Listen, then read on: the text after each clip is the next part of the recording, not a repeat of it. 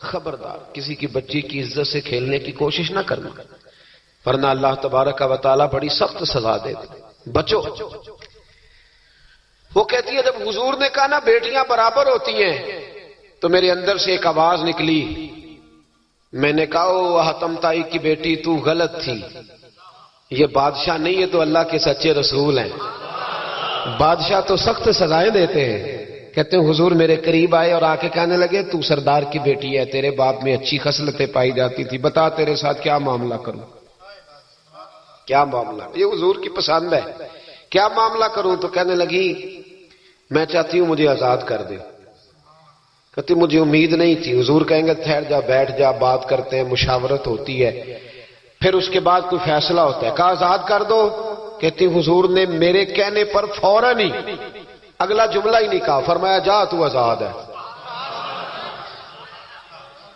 کہتی ہے میں نے ایک جملہ اور کہا، میں نے کہا میں اکیلی نہیں جاؤں گی، سارا قافلہ آزاد کرو، اب تنگی یہ داماں پہ نہ جا اور بھی کچھ مانگ، ہے آج وہ ماہل باتا اور بھی کچھ مانگ۔ کہنے لگی اکیلی نہیں جاؤں گی، سارا قافلہ سارا قبیلہ آزاد ہو۔ حضور نے فرمایا تو پتہ نہیں کیا سوچ رہی ہے، تو جہاں آئی ہے وہاں سے خالی جاتا ہی کوئی نہیں، سارا قافلہ۔ حضور نے فرمایا بھی اس کے قبیلے کو کھانا وانا کھلاؤ اور سارے ہی آزاد کر دو۔ واپس گھر گئی تو اپنے باپ کو اپنے بھائی کو بلایا، بلا کے کہنے لگی بھائی وہ بادشاہ نہیں وہ نبی ہیں، بادشاہ نہیں وہ، اب تو جن کو فقیر ہونا چاہیے تھا وہ بھی بادشاہ بن گئے۔ بادشاہ سلامت، بادشاہ سلامت، میں رات بورے والے میں تھا، بھائی مہربانی پیسے نہ لے کے آئیے گا، باپ اپنی اپنی جگہ پہ بیٹھے، یہ کام بالکل نہ کریں، اللہ آپ کو خوش رکھے برکت دے۔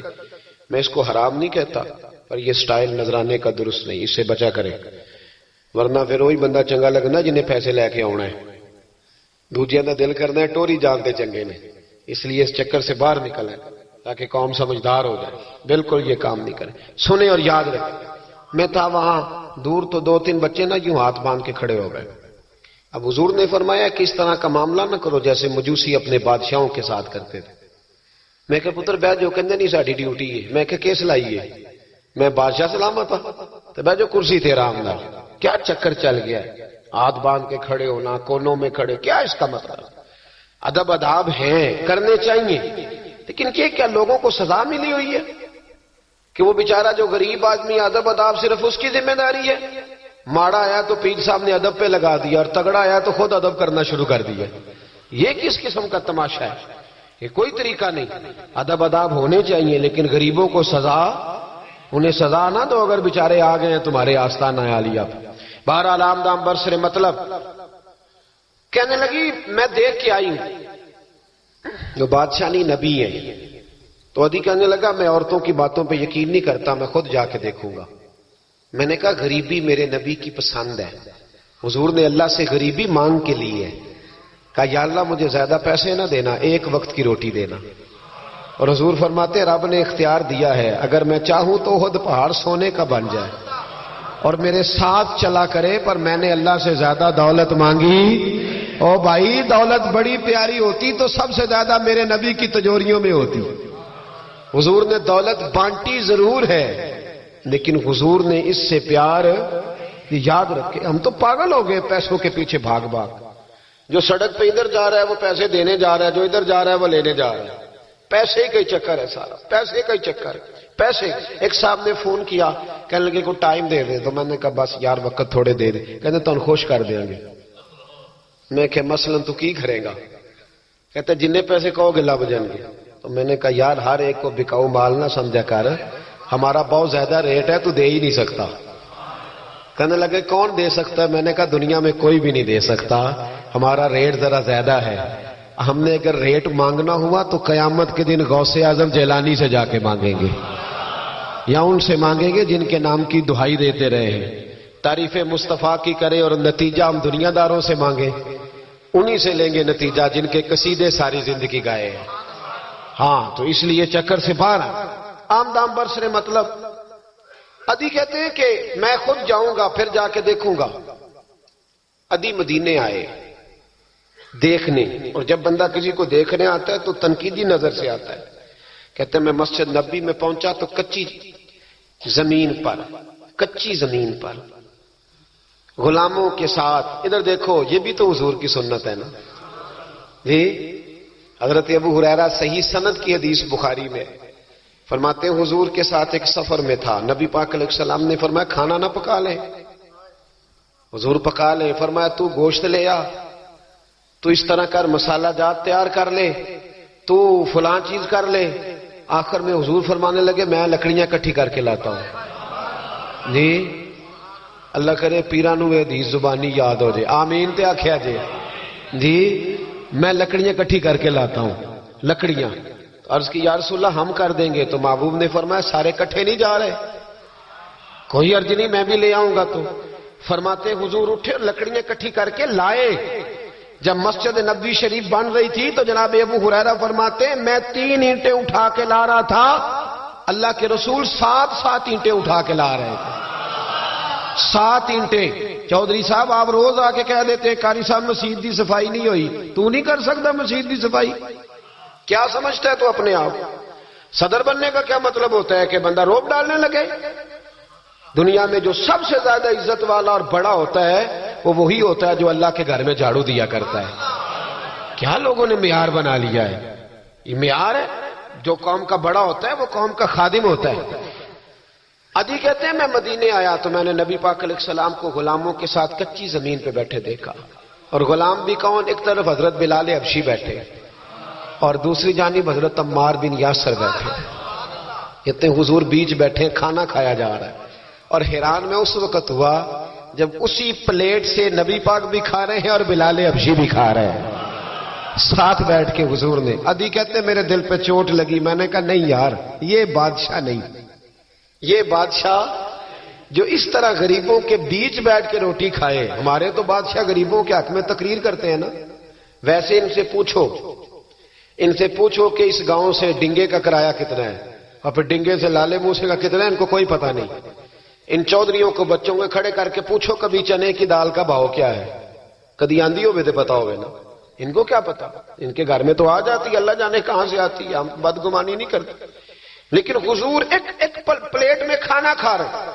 عدی کہتا میں سمجھ گیا یہ بادشاہ نہیں. پھر میرے دل میں شیطان نے وسوسہ ڈالا. میں نے کہا مسجد کچیا ہو سکتا ہے، مکان بڑا پکا ہو، بنگلہ بڑا عالی شان ہو. حضور کی عادت مبارکہ تھی جب کوئی مہمان آتا تھا تو یا مسجد میں اصحاب صفہ کے ساتھ رکھتے تھے یا کسی صحابی کو دے دیتے تھے، وہ اپنے گھر لے جاتے تھے. عدی کہتے ہیں میں نے جب سلام کلام کیا نا، دل میں خیال تھا کہ گھر بڑا عالی شان ہوگا. تو محبوب فرمانے لگے میرے دل میں خیال ہے. دیکھیے میرے نبی کو اللہ نے کتنا علم غیب عطا فرمایا ہے. کہتے ہیں میرے دل میں خیال ہے. مصطفیٰ کریم فرمانے لگے یار تو یہاں نہ بیٹھ، چل میں تجھے گھر لے چلتا ہوں. خیال آیا مسلمان نیک و بد پہچان جاتے ہیں اور محمد آدمی کے دل کی باتیں جان جاتے ہیں صلی اللہ. میں بریلی شریف میں تھا تو اعلیٰ حضرت کے بھائی مولانا حسن رضا خان صاحب رحمۃ اللہ علیہ، ان کے پوتے تھے شیخ الحدیث مولانا تحسین رضا خان صاحب، بڑے اچھے شاعر تھے اور نعت کی صنف سے بڑے آگاہ تھے. بڑا عمدہ مطلع کہتے تھے، مزہ آ جاتا تھا. تھوڑی سی مجھے بھی دلچسپی رہی شاعری سے تو میں بڑا خوش ہوتا تھا. ایک دن میں نے ان سے کہا کہ حضرت جی کو تازہ قطع کہے، تازہ ہونا چاہیے. فرمانے لگے چلو 10 منٹ کا ٹائم دو ابھی کہہ دیتے ہیں. تازہ قطع کہا. کہنے لگے علم غیب رسول کے منکر اس حقیقت کو بھول جاتے ہیں، غیب مانا کہ راز ہے لیکن راز اپنوں سے کب چھپاتے ہیں. غیب مانا کہ راز ہے لیکن راز اپنوں سے کب چھپاتے ہیں. تازہ قطع کہا. عدی بن حاتم کہتے ہیں حضور مجھے لے کے چلے. جب نبی پاک گھر کی طرف لے کے چلے تو رستے میں ایک بوڑھی اماں مل گئی، پھٹے پرانے کپڑے. کہنے لگی یا رسول اللہ میں آپ کی طرف ہی جا رہی تھی، ضروری کام ہے. تو حضور نے فرمایا چل تو جا رہی تھی میں خود جو آ گیا ہوں. عدی کہتے ہیں چوک میں اس بوڑھی نے حضور کو کھڑا کر لیا. کبھی دیکھے آپ نے اپنا وزیر چوک میں کھڑا؟ آپ کو اسی ایم پی اے کدی نہیں دیکھا، وزیر تو دور رہ گیا. چوک میں کھڑا کر لیا نبی پاک صلی اللہ علیہ وسلم اور وہ بی بی اپنے دکھڑے سنانے لگی. کہتے قربان جاؤں وہ دیر تک باتیں کرتی رہی اور نبی پاک سنتے رہے. ادی کہتے ہیں میرے دل پہ دوسری چوٹ لگی. میں نے کہا جو اس طرح غریبی سے پیار کرے وہ بادشاہ نہیں، وہ اللہ کے سچے رسول ہیں. حضور مجھے گھر لے گئے. جناب سیدہ طیبہ طاہرہ حضرت عائشہ صدیقہ رضی اللہ تعالی عنہا کے حجرے میں، اور حضور جب اندر لے گئے تو ایک چٹائی پڑی ہے کھجور کی چھال کی، وہ بھی پھٹی ہے 2 جگہ سے، ایک مٹکا 2 پیالے، ایک تکیہ جس میں کھجور کی چھال بھری ہوئی ہے. کہتے حضور مجھے لے گئے، میں نے محبوب کا وہ مکان جنت نشان، میں نے وہ مکان دیکھا جہاں حضرت جبریل حاضری دینے آیا کرتے. میں نے وہ مکان دیکھا جس کے دروازے پہ 70 ہزار فرشتے ڈیوٹی کرتے.